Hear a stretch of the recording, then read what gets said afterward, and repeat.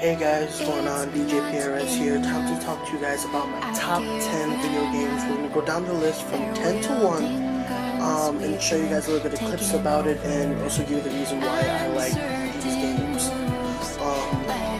Hope you guys stick around, watch to the end because there's also going to be a sneak peek of my new EP, Dubbed Up Future. Yeah, so let's get on to it, guys. Alright, let's start with number 10. Affected, but you still can keep the same way the person is. One of the characters, Johnny Gat, in the game was always there since the beginning of the series, and to find out that everything kind of revolves around him towards the fourth one was just crazy. In my opinion, it's way better than the Grand Theft Auto series, but it was made because of it. It was kind of like a parody to it because it was a lot more funny, and it was also kind of a crazy aspect to it using the weapons and the vehicles itself. You can use a dildo bag called the Penetrator, which I thought was just hilarious, just smacking people around the city in the face with it and watching them fly because it was like one of the most powerful weapons in it, melee wise. And you can also use not jetpacks, jet bike. Coming in at number 9 is Street Fighter 4. Um, that was my top Street Fighter game itself because of the characters. My favorite battle you can do is Ryu and Seth because knowing how Seth absorbed all of the characters prior to it, and you can use his moves like an ultimate character, pretty OP. But in my mind, Ryu will always win. Um, I kind of grew up in the Street Fighter thing with my family and my dad's side playing it, going to the arcade, Castle Kosher, swiping in that card, fighting to wee hours playing it. Um, I still gotta say Ryu and Ken. I still gotta pick Ryu. That's just my opinion once again, but yeah, just the fighting in general. It kind of brings back like that Tekken aspect, and always having the different costumes and stuff that you can pick. Not costumes itself, but colors. DLC had the costumes. Seeing Ken as cowboy or like Ryu as a samurai fighting. The Ultimate Super Street Fighter 4 gave you Evil Ryu, which was awesome, and also gave you Oni, which was just like this powerful guy. It was a mixture of like Evil Ryu and Akuma's. 8 and 7 are Japanese ROM hacks of Pokemon, which is Pokemon Vega and Altair. These games came out around the time Black and White did, and they were just these games that were created by these fans that had their own generation of Pokemon and also brought in Pokemon from like Mystery Dungeon and what was that other one? Coliseum with Dark Lugia. They had a Time Warp Dialga, and they also brought in Armored Mewtwo from the movie. I forgot which one it was though. I think it was like the first one. They just used them wearing that outfit, but it was really crazy to figure this out. It's all in Japanese, but the English patch with like the moves and the items, which was kind of okay, but still you didn't know where to go. And these games, they were just difficult to play because it wasn't like the other Pokemon games where you just level up your Pokemon. Number 6 is Metal Gear Solid 3 Snake Eater. Um, the reason why I picked this as number 6 and not in a higher rank is because it kind of brought back, memories of how Snake was before, fighting against the Patriots and the Lalelulelo. But the game, when I used to play as a kid around like 12 or 13, I didn't really fully understand the aspect of it, so it kind of pissed me off playing it. But as I got older and replayed it, I kind of understood more. And, seeing Snake kind of survive on his own, fighting, crocodiles, and also going against, the Russians and, fighting against nature and people itself was just really crazy.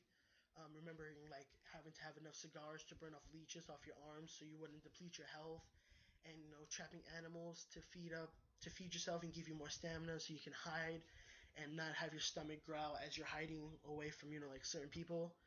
And the battles with Revolver Ocelot when he was younger, the main boss itself, herself, excuse me, and the theme song in general I just love. The Snake Eater theme song.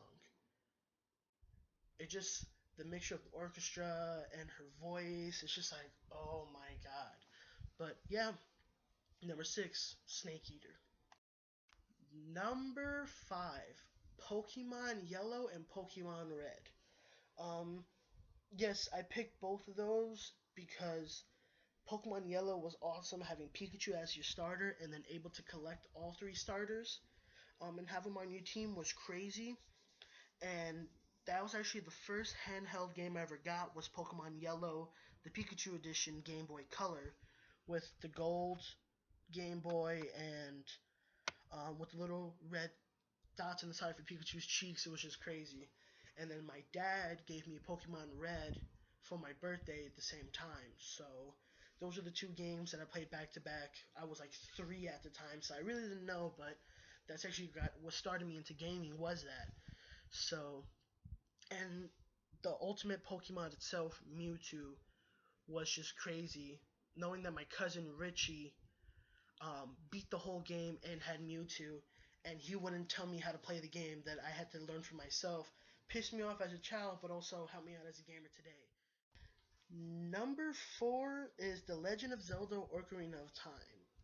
That was one of the games that I got when I first got my Nintendo 64, and you know, growing up, of course, I wanted to get the ocarina and play the Song of Storms and make it rain sometimes because it used to be like really boring outside. But yeah, and also doing the quest to find the Goron sword, running around, breaking the sword in half, and still trying to fight with it. It was just crazy.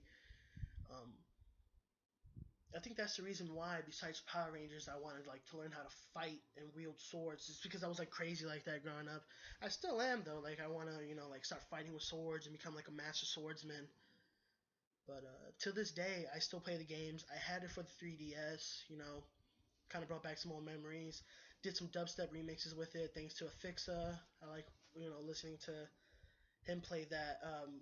Listen to his playing that. I think that's right. No, that makes no sense. Scratch that, guys. But yeah, Legends of Zelda. Coming up at number 3 is Assassin's Creed Brotherhood. The reason why I picked this as my top 5 is because I am a fan of the Italian Renaissance and Assassin's Creed in general. Um, Picking Brotherhood and Revelations was kind of like an iffy one, but I picked Brotherhood because you got to grow and understand Ezio more, and to kind of see him from this arrogant asshole at 2 to this old wise man at Revelations. It was kind of like the in between because he was still learning things, but he also knew a lot. And this is the one that you actually got to use the Apple of Eden to like get all the Templars in one spot and like just brainwash them and just explode their minds. It was just crazy.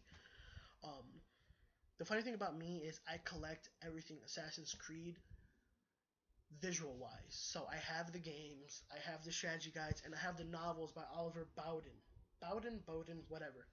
Check him out. He goes into depth of everything that has to deal with Assassin's Creed, and you guys should go check it out and play the game. Coming in at number 2, and I know you guys might hate me for this, but it's Kingdom Hearts 2. Kingdom Hearts was this magical game created by Square Enix and Disney. And together they made this virtual world, not virtual, crazy world that implemented all the top Disney stories and added their Final Fantasy fight tactics to it. Now, it's not a turn-based like you guys might think, oh, Square Enix, Final Fantasy, you hit, I wait, you hit. No. This is somewhat free roam RPG where you go around fighting with Donald and Goofy as his character named Sora, who has to locate his friends from this crazy evilness called the Heartless. And the Heartless is controlled by Maleficent and Pete the Cat. Yes, I know, just blow out your mind, what the hell is this? But yeah, it's crazy. And in part 2, they implemented these people called the Nobodies in Organization 13. And the story behind that is once your body becomes a heartless, it also has the other half called the nobody, which is like this silver, badass looking monsters that like have all these different tactics. And Organization 13 is a group of humans that are nobodies because they have no souls and they can come and go as they please. Um, the song Sanctuary like really gets to some people if you understand it in this Japanese format, because in English they kind of have to like censor it out somewhat. But it's like finding your friends towards like the end of the world, and once you grab them, you guys fight the fear together and create ultimate sanctuary. But yeah, guys, Kingdom Hearts, play that. Now coming in at number one is Jet Set Radio Future. The first game I ever played on Xbox. The craziest game that I still try to find to this day, and I finally got it for the original Xbox, and I played on my 360 as much as I can. The game was just crazy. It was the original game was Jet Grind Radio for the Dreamcast, and then they dumbed it down and put it on the Game Boy Advance, which like sucked balls. But when they brought it back to the Xbox, they created like this whole new platform for it of going into New Tokyo, which is also known as Tokyo To, and you rebel against the Rukaku police and spread your knowledge and graffiti around Tokyo. And you come up against these other like roller skating street games, as like the Immortals, Poison Jam, Love Shockers, Hell, Doom Riders, the Hell Riders. I keep forgetting. And then you fight the boss, like the leader of the Rukaku police, which is um, DJ Gauji. But when he like turns evil, he becomes Akumu, which like this creepy ass looking dude. I think still to this day the best character is Yo-Yo, which excuse me, when he gets kidnapped and these guys called the Noise Tanks make this own version of Yo-Yo called the Noise Tank 3000. He has a hood, his body's all dark. It's just crazy, guys. But the characters, the graffiti, the music is crazy. Majority is by like the Latch Brothers, and there's just one song on there called "Rockin' the Mic." It's like really crazy because it tells you about DJing, graffiti, breakdancing, and the MCs, and like they just like go in depth into it and talk about how the critics around the world will take your music and rip it piece by piece and make you feel like shit, but at the end you still do what you do because that's how you are. Yeah, so number one, Jet Set Radio Future. Hey guys, hope you liked the video. Now what you guys are going to hear, if you go to the next video, link will be in the description, is Dub Dub Future. Here's one of the songs remixed from Sleeping with Sirens. Hope you guys enjoy. Alright.